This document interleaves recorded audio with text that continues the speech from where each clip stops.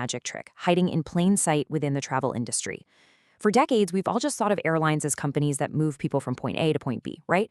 But what if I told you that flying planes is actually just a side hustle?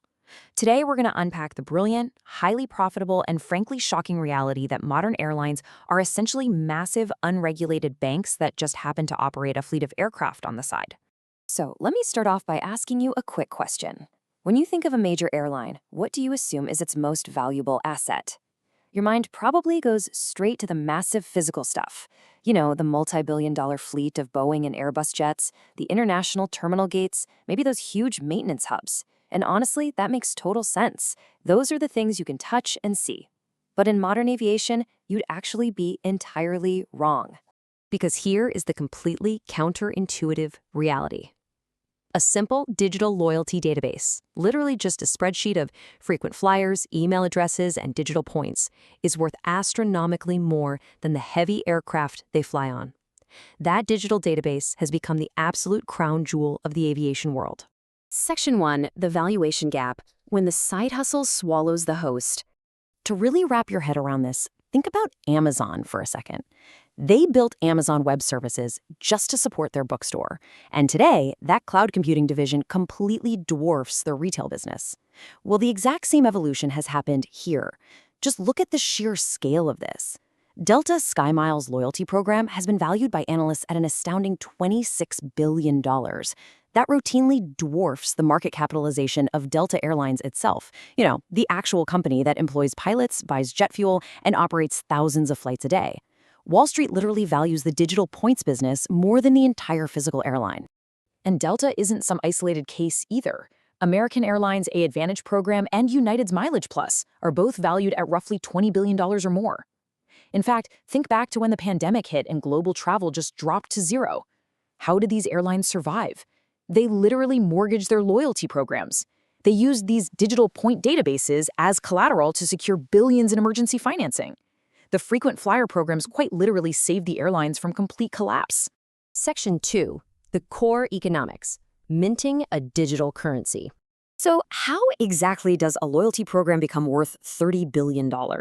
Well, it's because airlines have quietly figured out how to print their own unregulated digital currency. Let's walk step by step through how the money actually flows here. Step 1. A major bank buys frequent flyer miles from an airline in massive bulk quantities. Step 2. You go out and swipe your co-branded airline credit card at the grocery store.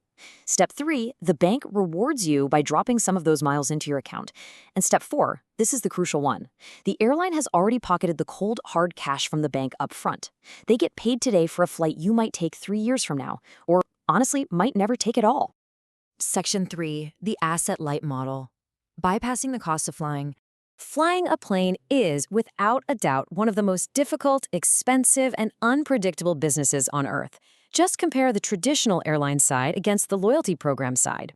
The traditional business has to buy volatile jet fuel, negotiate complex labor union contracts, and watch their profits completely evaporate just because of a snowstorm in Chicago. It is a heavy, low-margin nightmare. The loyalty program, on the other hand, is beautifully simple and virtually frictionless. It's just a database. It monetizes data, relies on lucrative financial partnerships with banks, and operates with sky-high margins. It costs the airline absolutely nothing to generate a new digital mile out of thin air, but they sell it for real hard cash. Section 4. Key profit drivers. Billions in credit card cash. Eventually, the airlines realized that the real money wasn't in selling you a seat on a plane. It was in taking a cut of your everyday spending. Just let this staggering number sink in for a second. $7 billion. In 2024, Delta Airlines generated roughly $7 billion in a single year purely from their partnership with American Express. Every single time you buy a coffee, pay a utility bill, or fill up your gas tank with that card, billions of dollars are flowing directly into Delta's accounts. It's highly profitable, reliable, recurring revenue. The mechanics behind that revenue are just brilliant. Banks are paying airlines roughly 1.5 to 2.5 cents per mile. So when a bank offers you a 70,000-mile sign-up bonus to get a new credit card, the bank is actually paying the airline around $1,400 in cash to purchase those miles from them. The bank makes their money back on merchant fees and your interest payments down the line, and the airline is thrilled because they just generated a massive chunk of high-margin cash without a single plane ever leaving the tarmac. Section 5, the secret sauce, float and data monetization. Now, getting paid up front is great, sure, but what the airlines do with that money is what makes this a zero-interest gold mine. Let's break down something called the financial float.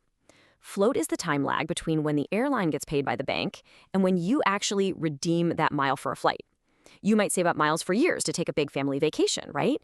Well, during those years, the airline is holding on to the bank's cash. It is effectively a massive, multi-billion-dollar, zero-interest loan that the airline uses to buy new planes or fund their operations, all while you slowly accumulate your points. And while you're swiping that card, they are definitely watching. Deep consumer spending data allows airlines to monetize their programs even further. Because the airline knows exactly what you're buying with your co-branded card, they know your habits.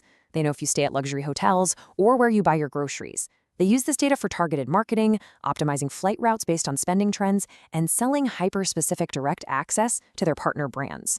Your data is honestly just as valuable as the miles themselves. Section 6, the catch, managing a massive liability. But here is the catch, and it's a huge one. What happens to all those unredeemed miles? Because a frequent flyer mile isn't just a fun little digital token, it is a literal IOU.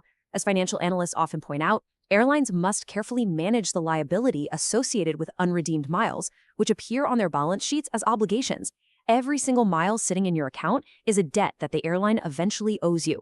With billions of miles being printed and sold to banks every single year, airlines are building up massive financial debts. If everyone tried to cash in their miles tomorrow, they would literally go bankrupt. So how on earth do they prevent this? They do it through devaluation. Devaluation is when airlines simply increase the number of miles required for a reward, implementing dynamic pricing. You know that flight to Europe that cost you 50,000 miles 5 years ago? Today, they might charge you 90,000 miles for the exact same seat.